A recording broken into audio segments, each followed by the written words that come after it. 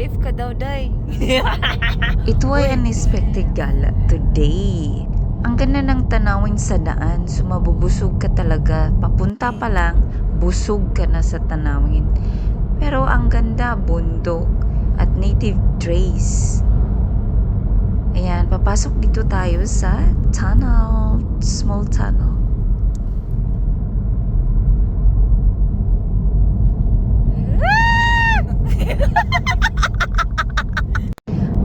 Ang kagandahan lang dito ay daming talagang mga gagandang tanawin. Road trip ang show. Nakita ko kasi sa kung Inday, dire-diretso lang. Ikaw yung the drive. Oo, dire-diretso lang siya. Adventure na tayo.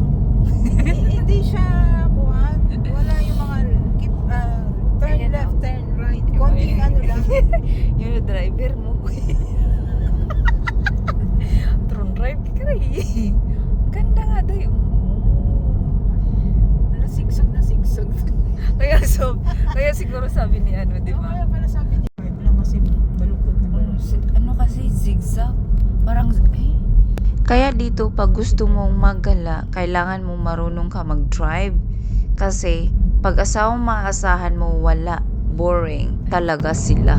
Dito ang ganda sa nature. buksan mo. Nawawala yung stress mo kasi nalilibang ka lang sa mga tanawin. Pero dahil namimiss yung pamilya mo, malayo sila, kaya kailangan mong i-refresh ang sarili mo. Eh, ba't nagkasya yung mga SUV to? Ay, May trust issue siya. ay, ano nga siya dahil sigsig na sigsag. Ay, makarating. So first time namin talaga dito pumunta na kami lang mag-drive ng kaibigan ko. In fairness, nakarating kami at safe. Dito mo makikita ang beauty talaga, oh. Ang ganda ng nature. Ito na. Nakikita ko na ang liwanag ng dagat. Ito na. Ito na siya, day. No, 100 na daw. Malayo-layo din to sa amin. Siguro mga 1 hour drive ito papunta sa pupuntahan na namin. Ang pupuntahan namin na pangalan ay Raglan. Bakit yung isa parang hindi umiikot? Ay. Dancing Queen man. Ay. Windmill. Teka, ano nga natin? Ayan, kita siya. Ay. In 600 meters, turn right onto State Highway 23. Signs for Raglan. Okay. Okay. Raglan. Windmill!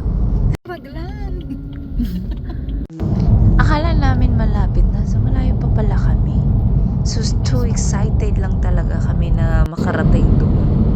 Ayan, nakikita natin yung windmill na yan. Ang ganda tingnan. Ganun. Uy, buksan! Ay, humarap ka! Humarap ka! Humarap ka! Sige! Ay, oh, yeah! Basta, isa pa! Isa pa!